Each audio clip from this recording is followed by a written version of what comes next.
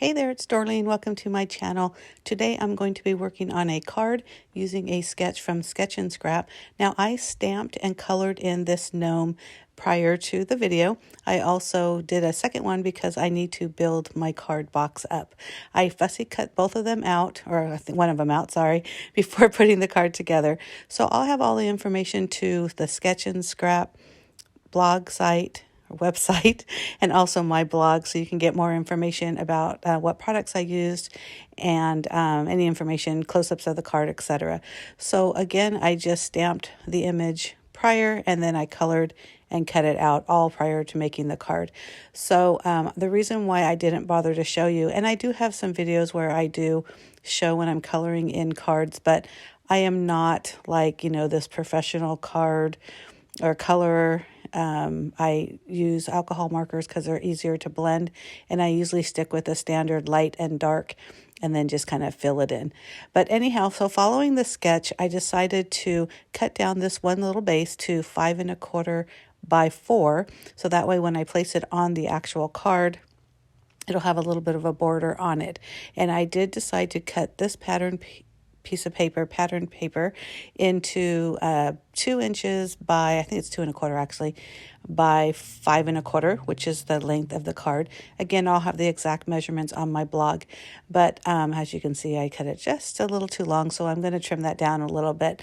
And then basically what I did is I just cut from the top left corner to the bottom right corner, and luckily, because this paper is double-sided, I just decided to use the back side of this particular pattern paper, so I didn't have to cut any more papers. Originally, I was going to do the other green, but I thought, wow, this was a better use of the paper.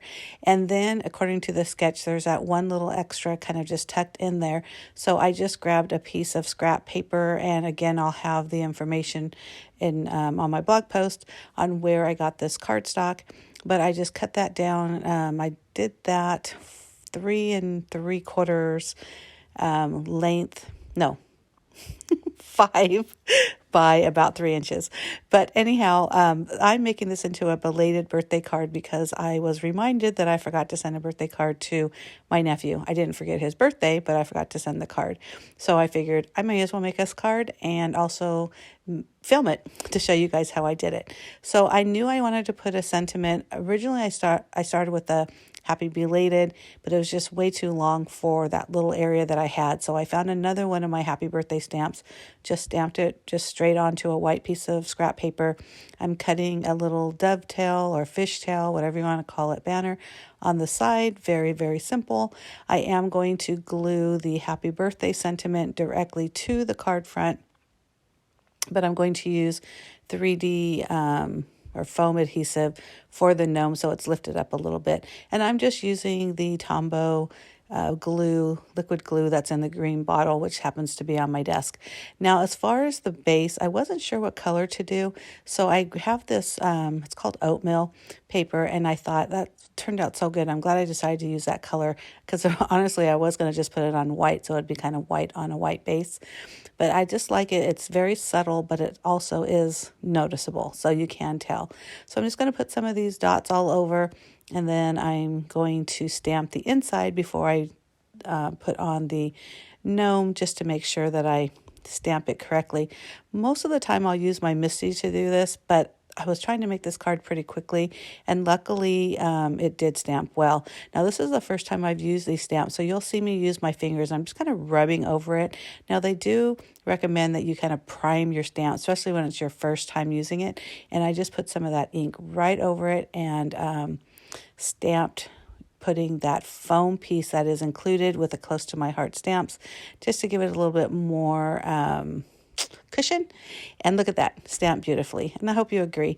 I hope you like this card, and if you do, hit that like button or the thumbs up button. And if you haven't already, please hit the subscribe button, because I post at least 2 videos a week. One is always scrapbooking, and the second is whatever it is I'm creating in the Command Center, which is the name of my scrap room.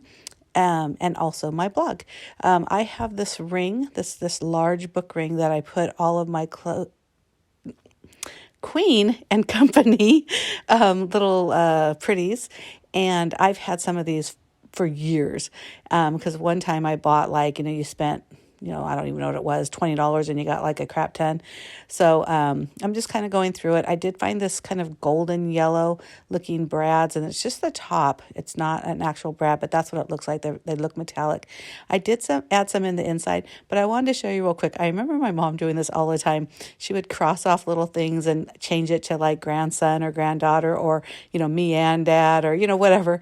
So I did add that and uncle on there. So it wasn't just from me. But here's the card. I hope you like it. And like I mentioned, I hope you hit that subscribe button, and I hope to see you next time. Bye. Thanks for watching.